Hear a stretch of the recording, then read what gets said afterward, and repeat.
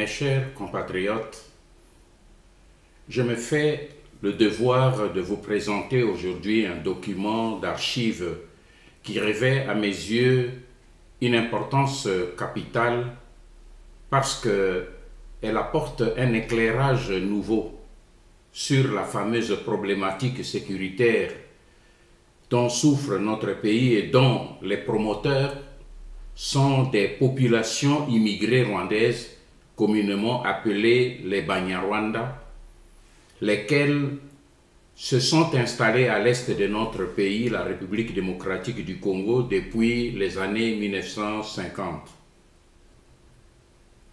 Tout le monde sait que dans le contexte des 4 guerres successives assorties des scènes les plus horribles de viol, d'assassinat, de mutilation et d'expropriation de leurs terres que les Congolais subissent sans répit depuis 1996 de la part du Rwanda et de ses nombreux complices, alliés et mentors à travers le monde, le territoire de Minembwe a toujours été et demeure le point de mire et l'œil du cyclone de cet ouragan qui secoue et endeuille notre pays depuis 20 ans. En effet, Minembwe constitue le point d'orgue de cette insécurité chronique qui sévit à l'est de la République démocratique du Congo et qui maintient ainsi tout le pays dans une spirale infernale de violence et d'insécurité chronique. Et chose plus grave, la raison fondamentale qui a servi et sert encore de prétexte aux hégémonistes Tutsis rwandais pour agresser notre pays, c'est ce mensonge grossier au sujet de leur identité. En effet, ces immigrés Tutsis rwandais, communément appelés Banyarwanda, et qui se sont installés depuis les années 1950 dans les secteurs de Fizi et de Mwenga, s'évertuent à se présenter au monde comme étant des populations autochtones congolaises qu'ils ont baptisées du néologisme de Banyamulenge, et cela dans le but d'occuper par la fraude et la violence les terres congolaises. Dans leur argumentaire,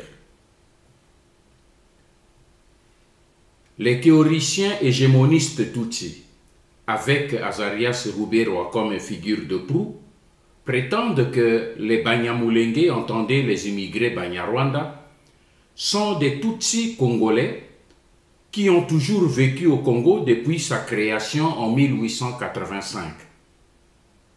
C'est ainsi que pour répliquer à cette légende mensongère, nous avons sorti plusieurs séries de documents dévoilant tantôt le caractère mensonger de ces affirmations, tantôt les manœuvres sordides des lobbyistes Tutsis pour brouiller la vérité historique et camoufler leur réelle ambition d'occuper nos terres congolaises par la ruse et par la force. Aujourd'hui, nous présentons donc à l'opinion nationale congolaise et internationale un autre document très précieux qui vient de balayer, je l'espère, toute la thèse mensongère des hégémonistes Tutsis rwandais. Il s'agit d'un procès verbal. Et ce procès verbal porte la signature des 2 administrateurs territoriaux belges de l'époque, d'un agent territorial belge, ainsi que les signatures des 2 chefs de secteur congolais et des 2 notables congolais. Ce document, disais-je, nous apporte des éléments, des preuves qui mettent définitivement fin à tout débat sur l'origine réelle des immigrés rwandais au Congo, les Banyarwanda, qui s'obstinent à acquérir par la fraude et la force la nationalité congolaise. Je demande donc, au nom du peuple congolais, que le gouvernement belge, auquel j'ai transmis déjà officiellement ce document, qui porte la signature de leurs agents territoriaux au Congo belge en 1953, de nous confirmer leur existence et surtout l'authenticité de ce document et des signatures qui y sont apposées.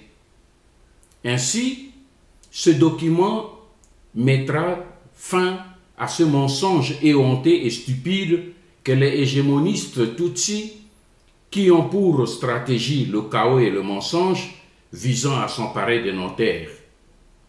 Car, rappelons-le, lors de l'invasion du Zaïre en octobre 1996, Kagame et son armée avaient pris soin de piller systématiquement toutes les archives administratives des provinces du Sud et du Nord Kivu, dans le but avéré de supprimer toutes les preuves de leurs mensonges.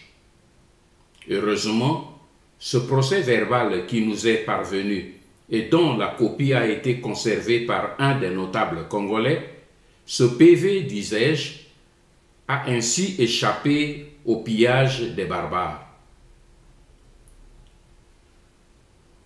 Pour mieux appréhender les informations importantes que nous révèle ce procès verbal, j'ai jugé utile de relever 5 points d'observation que je présente de la manière suivante.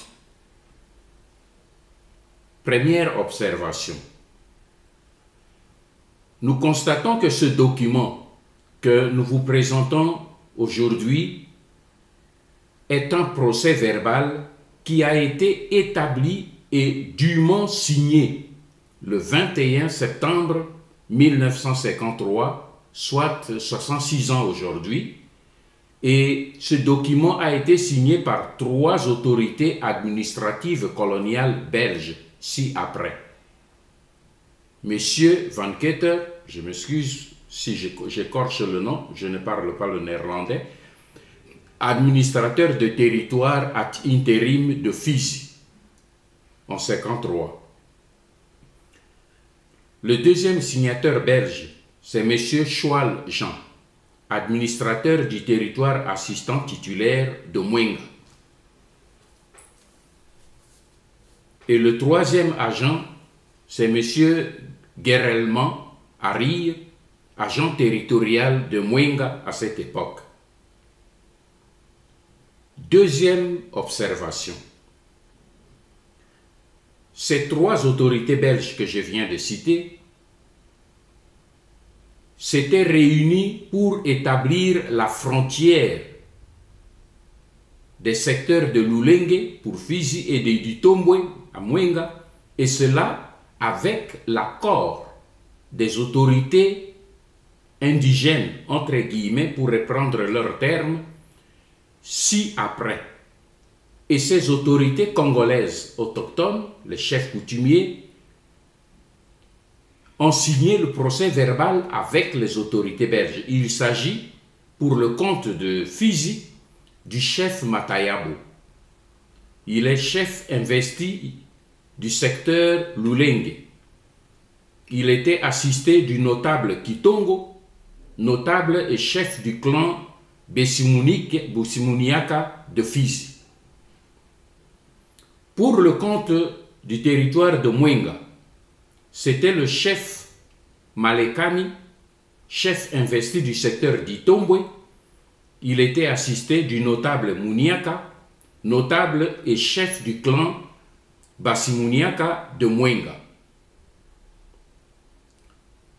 Je précise, comme vous le montre le PV, que les 2 notables de Fizi et de Mwenga, qui étaient certainement des illettrés, ont apposé plutôt leur empreinte digitale à la place de la signature, comme cela se faisait à l'époque coloniale et tel que vous le montre clairement le PV dont il est question ici. Donc je demande ici aux notables des chefferies et territoires concernés et qui ont vécu à cette époque de nous dire si les personnalités congolaises et belges que je viens de citer sont connues d'eux. Troisième observation. Ce procès verbal a été établi pour fixer la frontière entre les secteurs de Lulenge pour Fizi et Itombwe pour Mwenga, et cela avec l'accord exprès des chefs de secteurs et des notables congolais. Matayabo, Kitongo pour Fizi et Malekani et Muniaka pour Mwenga. Mes chers compatriotes, ceci montre quoi? Ceci nous démontre clairement que même le pouvoir colonial belge ne s'était jamais hasardé à déterminer d'autorité les frontières entre les clans sans la participation et l'accord exprès des notables congolais qui sont eux les véritables propriétaires des terres. Même les Belges ne pouvaient pas tracer parce qu'eux connaissaient les limites ancestrales entre les différents clans. Quatrième observation, et c'est l'observation la plus importante pour moi. Ce procès verbal nous révèle et confirme en outre la présence dans cette contrée, dans ces deux secteurs que nous avons cités, la présence des populations immigrées identifiées comme étant des Banyarwanda, ce qui veut dire les hommes qui viennent du Rwanda. Et les extraits de PV ci-dessus nous le démontrent. Premier extrait. Le procès verbal stipule ceci, je cite: tout séjour ou transhumance des bétails des Banyarwanda est interdit au nord de cette frontière ou autrement dit du côté de Mwenga. Pour le moment toutefois, plus de 200 familles Banyarwanda, elles s'y tiennent avec 5 à 600 têtes de bétail, résident encore au nord de la dite frontière, et cela de tout nouveaux villages parfois aussi s'y construits. Fin de citation. Ce passage, mes frères, laisse voir clairement qu'il venait de naître dans la contrée un début de tension sociale dû au débordement d'activités pastorales et des mouvements d'implantation des populations Banyarwanda, et que cette situation commençait à agacer les populations autochtones congolaises. C'est pour cette raison que les autorités coloniales belges se sont réunies avec les autorités administratives et ancestrales congolaises pour pouvoir régler le problème. Ils ont alors procédé à mettre en place des dispositifs comme garde-fous pour délimiter l'espace réservé aux Banyarwanda et à leur bétail. Mais ces restrictions qui sont contenues dans ce PV démontrent aussi clairement que les populations Banyarwanda n'étaient pas aux yeux des autorités territoriales belges et congolaises des autochtones, comme les autres populations congolaises de la région qui, elles, n'étaient pas soumises à une quelconque restriction de mouvement ou de jouissance de terre. Par contre, les Banyarwanda, comme nous venons de le voir, eux, en tant qu'étrangers, étaient soumis à respecter les injonctions des notables congolais qui sont les chefs des terres incontestés et qui les accueillaient chez eux. Je prends le deuxième extrait. Là, nous voyons que les autorités coloniales belges, à travers ce procès verbal, reconnaissent par ailleurs, d'une manière très explicite, le statut de réfugié aux populations Banyarwanda. Les Belges reconnaissent au travers de ce PV ce statut d'une manière claire et à ce sujet. Le PV dit ceci, je cite, Matayabo, le chef du secteur Lulenge, a promis asile sur ces terres à tous les Banyarwanda et les Banyarwanda ont accepté son offre. Fin de citation.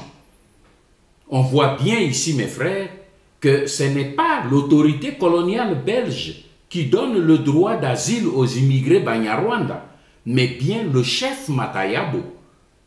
Le chef de secteur est donc propriétaire de la terre. Ce passage montre par ailleurs que les Banyarwanda s'étaient installés sans autorisation préalable aux endroits qui n'arrangeaient pas les populations congolaises. C'est ainsi que le chef de secteur Lulenge a promis asile sur ces terres à tous les Banyarwanda, mais à condition qu'ils acceptent d'être délocalisés vers un endroit que lui-même, le chef, avait choisi. L'asile qui a été offert d'une part, sous condition, et par le chef du secteur Lulenge, et qui a été accepté d'autre part par la communauté des Banyarwanda, constitue une preuve flagrante du statut d'immigré des populations Banyarwanda. Ainsi, comme on peut le constater, déjà en 1953, les Banyarwanda reconnaissaient eux-mêmes qu'ils étaient des immigrés réfugiés au Congo et non des autochtones congolais. Troisième extrait. L'évacuation qui a été ordonnée et organisée dans les délais précis et qui a été exécutée sans résistance montre aussi à suffisance que les immigrés Banyarwanda étaient conscients qu'ils n'avaient aucun droit de préemption sur les terres congolaises. Ils n'ont pas discuté les mesures qui ont été décidées ici. Ils savaient par contre qu'ils n'étaient que de simples bénéficiaires d'une faveur d'hospitalité attestée par l'autorité coloniale belge de l'époque. Et pour preuve, le procès verbal déclare ce qui suit. En présence, je cite donc, en présence des administrateurs sudis, donc que nous avons cités, les Banyarwanda demandent à l'administrateur du territoire de Mwenga de bien vouloir leur accorder un délai de 1 mois pour évacuer la zone interdite et construire leur village en Lulenge. Point. Le dit délai leur a été accordé. Fin de citation. C'est donc sur autorisation des autorités coloniales belges et coutumières congolaises que les immigrés Banyarwanda se sont installés dans les secteurs de Lulenge où ils ont construit leur village. Cinquième observation.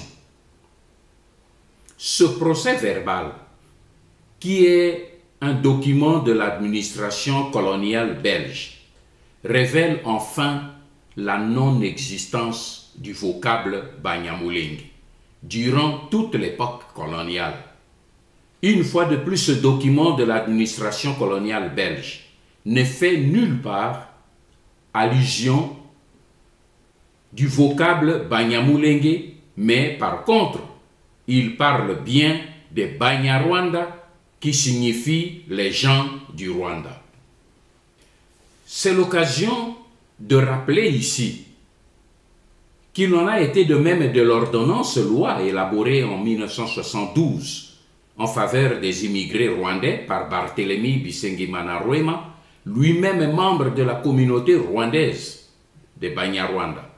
Cette ordonnance ne fait, elle non plus, aucune mention d'une communauté Banyamulenge. Il en a été de même aussi de la fameuse lettre de protestation des immigrés rwandais adressée au secrétaire général de l'ONU le 20 juin 1981. Les représentants des immigrés rwandais ont signé eux-mêmes leurs documents au nom des populations originaires du Rwanda au Zaïre et non au nom des Banyamulenge. Par contre, nos recherches, je le rappelle, nous ont conduit à découvrir que ce néologisme de Banyamulenge a été inventé dans les années 1996, par un certain Gisaro, membre de la communauté des Banyarwanda, qui a convaincu l'étudiant finaliste Tabazi Rugama de développer dans la thèse de son mémoire pour l'obtention de licence en histoire, cette fausse thèse selon laquelle les Banyamulenge sont des Tutsis congolais qui ont toujours vécu au Congo depuis sa création en 1885. Aujourd'hui, le document que je présente au peuple congolais constitue, pour ce débat, une pièce à conviction qui devait normalement enterrer une fois pour toutes ce grossier mensonge sur les prétendues populations congolaises, Banyamulenge, et clore ainsi définitivement ce débat dorénavant sans objet. On ne débat pas sur quelque chose qui n'existe pas. Vu donc l'importance que revêt ce procès verbal, à cause de son témoignage, nous avons procédé à une investigation dès sa réception pour confirmer l'existence de ces auteurs congolais et vérifier s'ils ont bel et bien exercé en 1953 les fonctions stipulées dans le dit document. Nos investigations dans le secteur de Lulenge, Fizi et Itombwe pour Mwenga ont abouti à un résultat plutôt positif. Le fils du chef Matayabo s'était même réfugié durant plusieurs années au Canada à cause des menaces sur sa vie. Il s'est décidé de regagner la terre natale il y a seulement quelques 3 années. En guise de conclusion, je demande une fois de plus aux dirigeants politiques belges d'assumer leur part de responsabilité en apportant leur témoignage pour clarifier ce litige. Je les invite donc, en ce qui concerne le présent document du procès verbal, à apporter leur concours pour confirmer ou infirmer officiellement son authenticité et celle de l'identité des signataires belges et congolais. Car personnellement, je ne comprends pas que pour ce litige totalement inventé et qui est à la base des guerres qui ont causé plusieurs millions de morts parmi les Congolais, les autorités belges continuent de faire la sourde oreille alors que dans les années 1972 et 1974, la Belgique avait accueilli sans tergiverser les délégations des experts zaïrois dont j'étais membre et des experts zambiens pour apporter son éclairage à partir des archives coloniales belges au sujet du litige frontalier qui opposait le Zaïre et la Zambie. La Belgique avait fait la même chose dans les années 73-75 pour faciliter la résolution d'un autre litige frontalier entre le Zaïre et le Burundi concernant le delta de la Ruzizi. Je n'arrive donc pas à expliquer le mutisme des autorités politiques belges sur le litige actuel au sujet de cette prétendue communauté congolaise des Banyamulenge, litige qui continue de faire couler le sang des millions de Congolais. C'est pourquoi, devant l'absence d'un véritable gouvernement congolais qui devrait normalement prendre à bras le corps ce dossier et défendre l'intégrité du territoire congolais aujourd'hui occupé, je saisis l'occasion que présente ce procès verbal, signé par les autorités administratives belges, pour demander aux dirigeants politiques belges, au nom du peuple congolais, ainsi que à celui des millions de victimes congolaises de ce conflit, de nous apporter leurs témoignages sur base des archives coloniales belges pour dire au monde si oui ou non il a existé au Congo belge une communauté d'autochtones appelée Banyamulenge et, le cas échéant, de nous en produire les preuves. Mais en attendant, j'invite tout le peuple congolais à se mobiliser derrière les populations congolaises de l'Est de la République, particulièrement celles des territoires ciblés que nous venons de citer par les envahisseurs rwandais, pour les aider à stopper ensemble ce processus méphistophélique d'occupation, de balkanisation, de pillage et de mise à mort de notre pays, la République démocratique du Congo.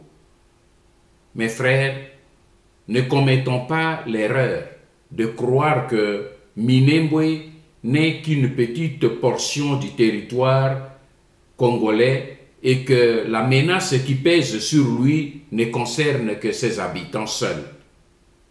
Minembwe, c'est tout le Congo. Et tous les Congolais sont de Minembwe.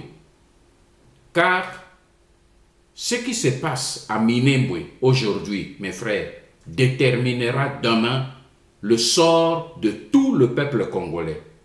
Ne nous y trompons donc pas. Que Dieu vous bénisse. Ingeta.